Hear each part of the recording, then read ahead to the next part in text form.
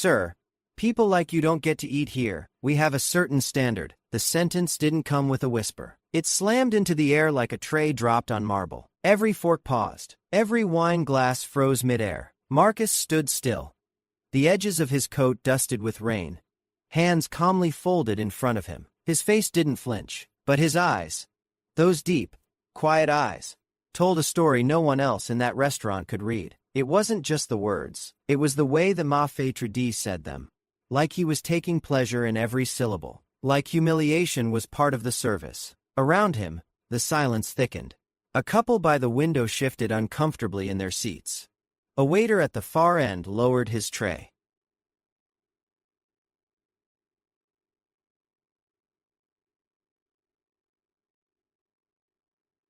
And a man at the bar, already pulling out his phone. Marcus tilted his head slightly. "I believe I had a reservation," he said. Voice low, calm, like silk sliding across steel. The maitre d' sneered. "Name, Marcus Devereaux." A beat, then laughter. Short, cold. "Oh, we don't have any reservations under that name," he said with a smirk. "You probably booked the wrong place." More chuckles around the room. One woman covered her mouth as she whispered to her friend. The maitre d' turned sharply. "Now if you don't mind, you are making other guests uncomfortable. Please leave before I call security." Marcus didn't move. He simply looked past the man, to the chandelier above, to the velvet curtains, to the signature wall behind the bar, where his initials were carved in gold. No one else noticed, not yet, but soon, they would, very soon. Because the man they were kicking out wasn't just any man. He was the owner. And this wasn't the first time the world tried to pretend he didn't belong. Long before Marcus Devereaux built an empire, he built muscle scrubbing dishes behind someone else's kitchen. 15 years ago, he stood in another restaurant, not as a guest, but as the boy who took out the trash no one wanted to smell. The one who got told, "Don't come through the front. That entrance is for real staff." He remembered that. He remembered everything. Back then, he was just Mark, the quiet kid with second-hand sneakers and calloused hands. His mom worked night shifts, cleaning offices. His dad left before Marcus turned 10. At school, he didn't talk much, but he listened. He watched. He noticed how power moved quietly. Who got served first? Who got asked to leave? Who got looked at like they didn't belong? He kept notes, in his head. In old notebooks, he found in dumpsters. Ideas. Frustrations. Someday. Plans. By 19, he was reading finance books during lunch breaks. By 21, he launched his first online platform. Nothing fancy. Just a tool for booking local chefs. It failed. So did the next one. And the next. But each failure built something stronger. His resolve. He didn't have investors. He had grit. He didn't have a fancy degree. He had hunger. And most of all, he had memory. Memory of every door that didn't open. Every suit that sneered. Every job interview where he was told, "You are not quite the right fit." That's what made Marcus dangerous. Because he wasn't driven by revenge. He was driven by design. Years later, when his hospitality tech finally exploded, and he bought his first restaurant, not once did he think about revenge. Not then. But now was different. Now he stood in a place with his name on the deed. Being told he didn't belong. He took a deep breath, letting the sting of that voice wash over him. Because pain like that, he'd swallowed it before. But tonight, he wouldn't. Not this time. The air inside the restaurant smelled like lemon oil and wealth. Every surface gleamed. Mahogany floors, crystal chandeliers, velvet curtains catching just the right amount of candlelight. Waiters moved like dancers, silent, sharp, rehearsed. At table 9, a man with a gold watch tapped impatiently at his glass. At table 2, a woman in pearls adjusted her silk shawl, glancing toward the entrance, as if the very presence of someone uninvited might stain her meal. And in the middle of that curated perfection, stood Marcus, a tall man in a black wool coat, rain still glistening on his shoulders. No brand names, no entourage, just presence. People noticed, but not the way he deserved. A hostess behind the counter leaned in and whispered, "Security might need to check that guy." Another waiter snickered. "He looks like he wandered in from the street." No one asked why a man like him walked in like he owned the place, because in their eyes, he couldn't. Not with that skin. Not with that calm confidence that didn't ask for permission. Marcus didn't look around nervously. He didn't lower his voice. He didn't check his reflection like he needed approval. He walked to the front desk and waited. And waited. The maitre d' avoided his gaze. Serving another couple that had arrived long after him. Marcus cleared his throat gently. "Excuse me." The maitre d' turned, not smiling. "Can I help you?" "Yes," Marcus said simply. "I have a reservation." A pause. Then the gaze up. Down. Assessing. "Name?" the maitre d' asked. Already certain this man didn't belong. "Marcus Devereaux." The pause that followed was a beat too long. Then a smirk. Here is no reservation under that name." He didn't even check the system. Marcus's jaw didn't tighten, but his hands, resting calmly at his sides, curled slightly. Behind him, the noise of the restaurant went quiet. Not fully, but enough. People noticed. Not the truth, but the tension. Why was he still standing there? Why wasn't he backing down? Marcus slowly turned his head, eyes scanning the room. That table? He bought it. That chandelier? He chose it. That wine menu? He approved every vintage, but no one else knew. Not yet. To them, he was just a man in a coat, taking up space, uninvited. And the thing about spaces like these, they don't like being reminded they weren't built for everyone. That's what made the next moment inevitable. "Sir." The maitre d' snapped. Voice loud enough for several tables to hear. "We don't take walk-ins during prime hours, especially not in that attire." His tone was rehearsed. Polite. On the surface. But laced with something sharp underneath. Marcus glanced down at his coat. Black, tailored, clean, not a wrinkle on it. But he knew what the man really meant. It wasn't the coat, it was the skin inside it. He remained still. His voice level. "As I said, I have a reservation." "I am sure you think you do," the maitre d' replied, not checking the system. "But our policy is clear. We reserve the right to deny service to anyone who disrupts our atmosphere." The room quieted further. A man near the bar raised his phone, pretending to scroll, but clearly recording. A woman in stilettos whispered, "What's he doing here?" Behind her wine glass, Marcus kept his gaze fixed. "I'd like to speak with the manager." "I am the manager," the maitre d' lied. That was when it shifted. He leaned forward. Just slightly. Enough for intimidation. "Look," he said, voice dropping. "Why don't you try somewhere down the street? I hear they do take out." Marcus didn't flinch, but the maitre d' wasn't done. With a dramatic sigh, he reached behind the desk, grabbed a crumpled reservation list, and waved it in the air. "See? No Marcus Dever." "What?" Then, with deliberate flair, he crumpled the paper tighter and tossed it across the counter. It bounced once, landing at Marcus's feet. Silence. Total. The kind that thickens the air. A waiter in the corner dropped his tray. Someone gasped, but no one stepped in. No one said a word. Marcus stared at the paper on the ground, then at the man. He didn't pick it up. He didn't speak. He didn't move. Not yet. The maitre d' crossed his arms. "I'll ask you one last time. Leave. Or I call security." Marcus took one step closer, unblinking. "I'll wait right here," he said softly. "Until someone does their job." "Fine," the maitre d' hissed. "Your choice." He snapped his fingers toward the back. Two security guards appeared moments later. Black suits tight, expressions blank. The maitre d' gestured toward Marcus. "This gentleman is disturbing the guests. Escort him out." Marcus looked at the guards, then at the maitre d', then, slowly, at the crowd. None of them knew. None of them had a clue. They were about to make the worst mistake of their careers. But Marcus said nothing. Not yet. He was still giving them a chance. Just one. One final moment to do the right thing. And like every other time before, they didn't.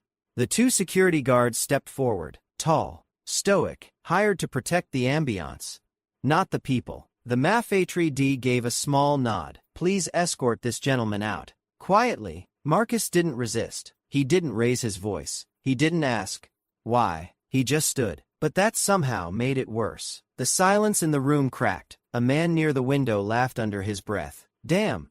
Thought he owned the place the way he walked in." A woman pulled out her phone. "Let's see if he makes a scene. Might go viral." The cameras were on now. Not all of them obvious. Some were angled just right behind menus. Purses, half-finished, wine glasses. Someone whispered, "Is he a scammer?" Another said, "Number just one of those types who pretend they're rich." Marcus heard every word. He'd heard them before. Different cities.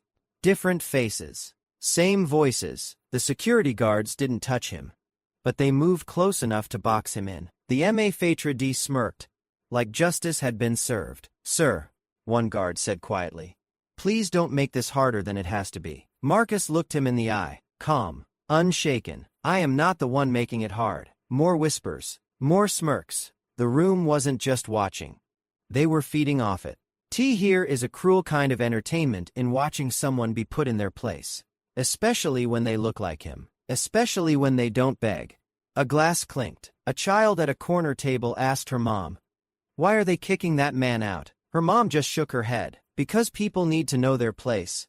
"Honey," Marcus closed his eyes. Not because of fear, but because the weight of that moment deserves stillness. He inhaled slowly, letting the insult settle. Not into his skin, but into his memory. They didn't know who he was, but they would. Not because he wanted revenge, but because some lessons needed to be learned.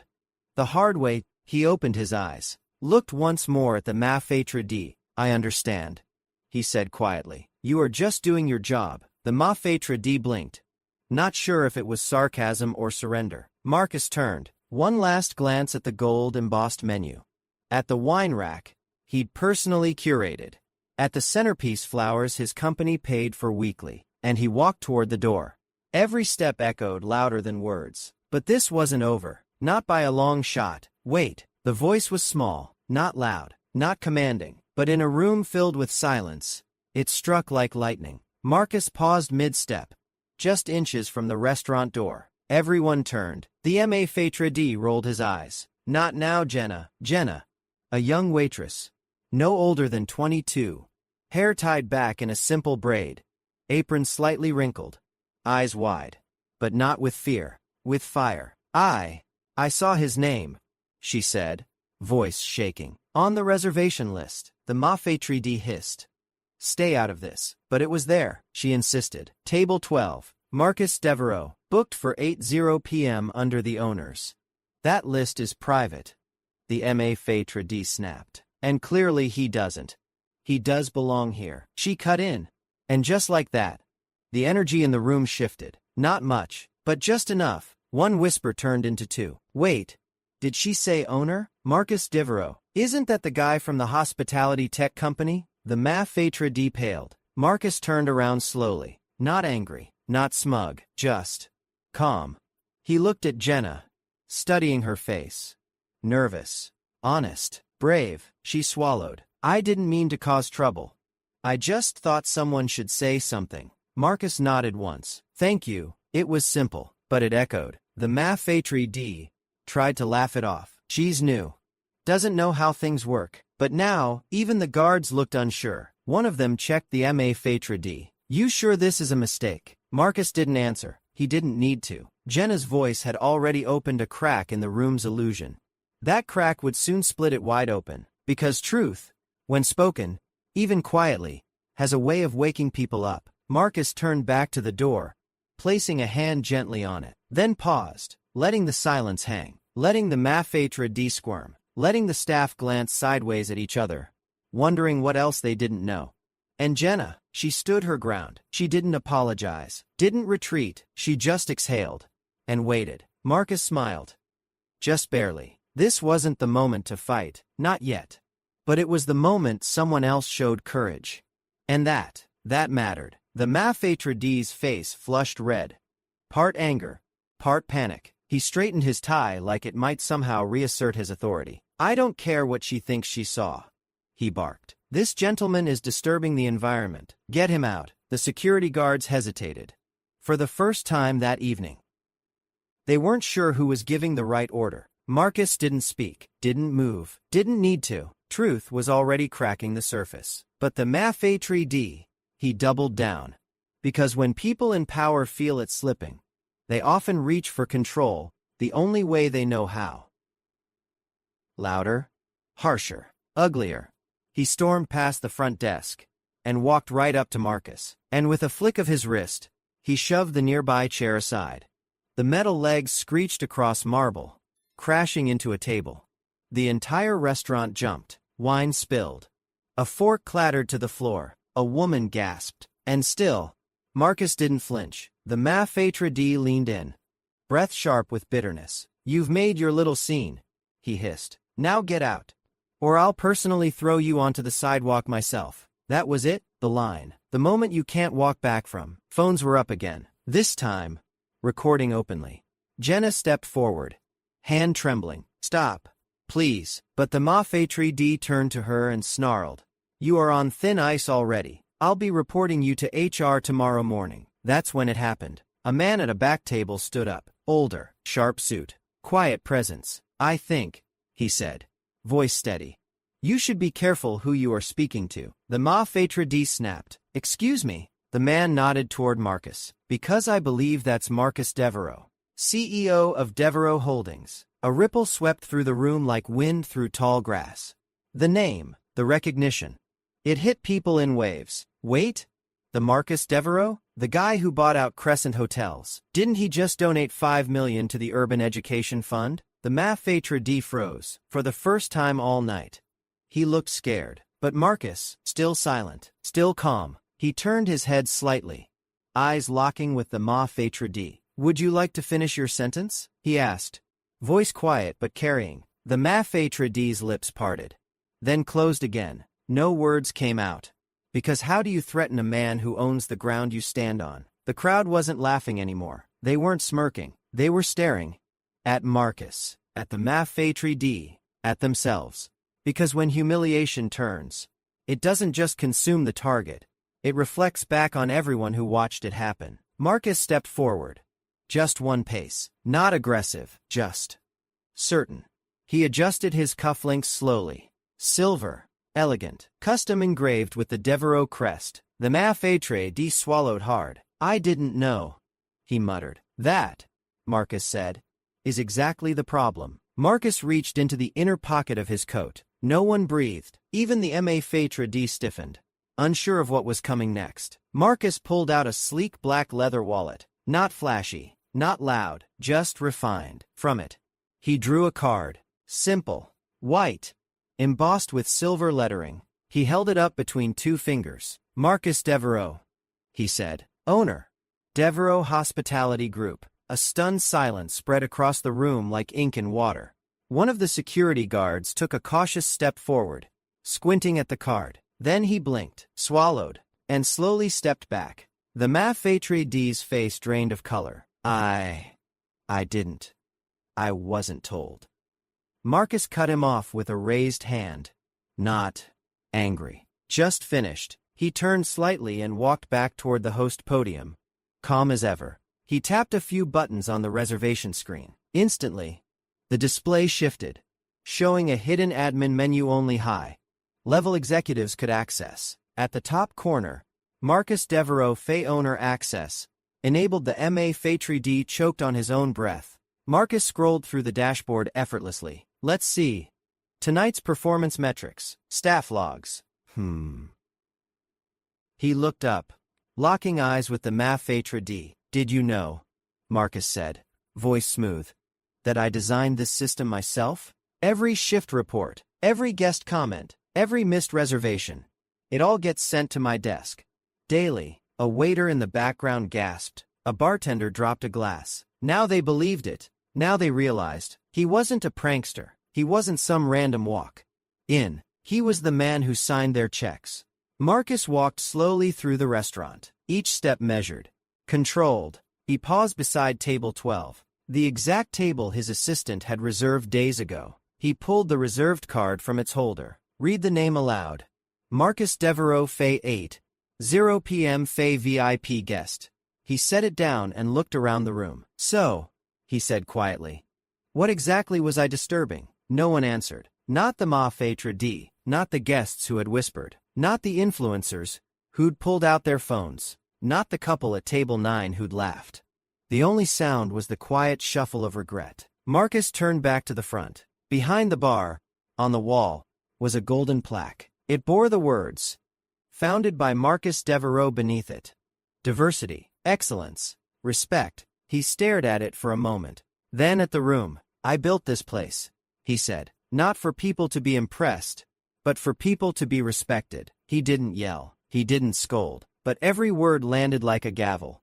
Final. Absolute. He turned to the Maitre d'. I'd like to see your direct supervisor, he said. I don't think he's on site tonight, the man stammered. Marcus smiled. Oh, I am sure he is, he said, pulling out his phone. Because I put him there. He tapped a contact.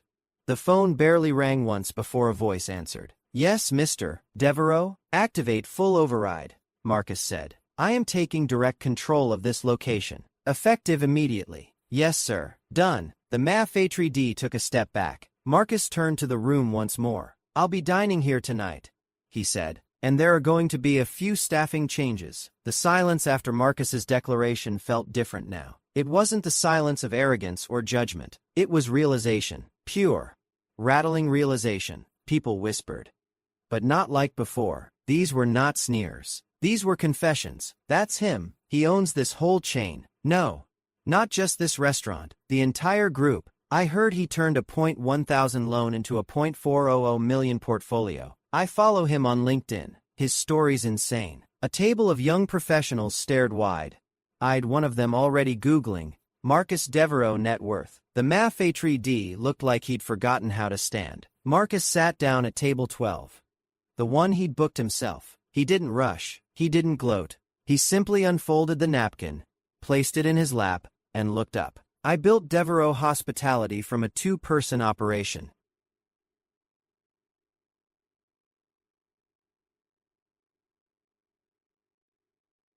Loud enough for the nearby tables to hear. 8 locations now. Across 6 countries. He poured himself a glass of water. I've dined anonymously at every one of them, not to be served, but to see how others are. He looked toward the Maitre d'. And today, I saw enough. The Maitre d' opened his mouth, closed it again.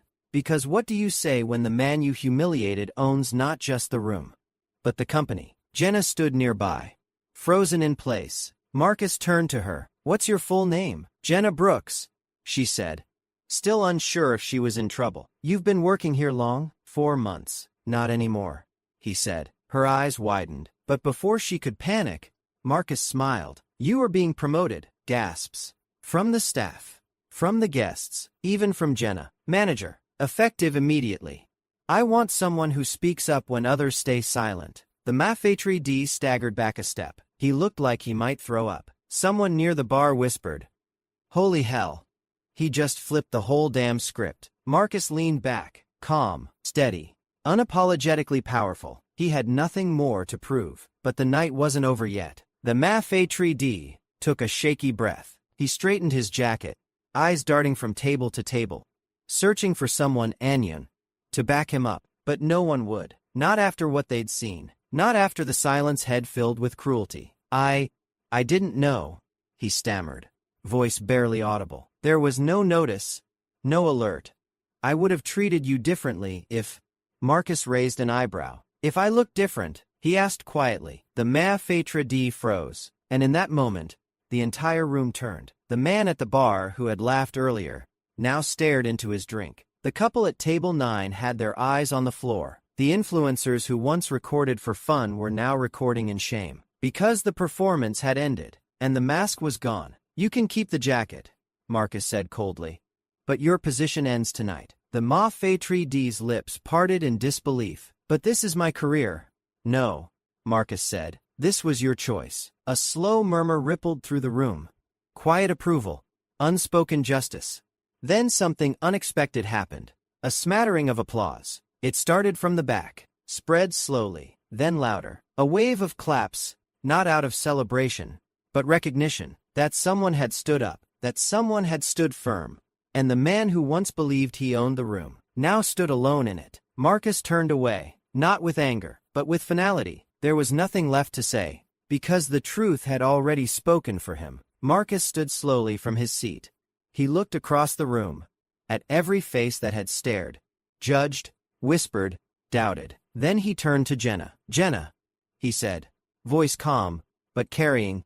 Please gather the staff. I'd like to speak to the team. She nodded, eyes wide, and disappeared into the kitchen. Within minutes, the entire restaurant crew, waiters, bartenders, cooks, stood in a semicircle. Some stared at the floor, others watched him like he might rewrite their future. Marcus didn't raise his voice. He didn't pace. He simply stood still. When I built this company, he began, I didn't do it just to serve food. I built it to prove something. The room was silent. I built it for every young black man who was told to use the back door, for every immigrant who was mocked for their accent, for every woman who was told her place was behind the counter, not above it. He looked to Jenna, and for people like her, who speak up even when it's hard. He took a breath, then turned toward the maitre d', who stood stiff, pale, still. As of this moment, your employment is terminated. Your conduct violated every standard this company stands for. No one spoke. No one defended him. Because justice didn't need volume, it needed clarity. Marcus then addressed the room. Tonight, everyone in this dining room eats for free. No tabs, no tips. On me. Gasps, followed by thunderous applause. He smiled slightly. Let this be remembered not for the mistake, but for how we handled it. A waiter wiped a tear from his cheek. Jenna's hands trembled. This time, from hope. Marcus turned once more toward the plaque behind the bar. Diversity, excellence, respect. Then he looked at everyone. Let's make sure we start living those words, he said. And with that, he walked out, not in defeat, but in absolute power. Later that night, as the lights dimmed and the last guest left the restaurant, a strange stillness settled over the space. The maitre d' was gone. Jenna sat quietly at the front desk, still trying to process what had happened, what she had witnessed, and more importantly, what she had become part of. In a world where so many stay silent, she hadn't. And that changed everything. Marcus didn't return. He didn't need to. Because power doesn't always roar. Sometimes, it just stands tall and walks away with dignity. The next morning, headlines spread. Black CEO silently destroys restaurant racism. With one move, Marcus Devereaux's masterclass in composure goes viral. Justice served Faye with class. But for Marcus, it wasn't about going viral. It was about making sure no one else like him ever had to walk into their own building and feel small, because dignity shouldn't be reserved for the privileged. And respect isn't something you earn by skin color or suit brand. It's basic. It's human.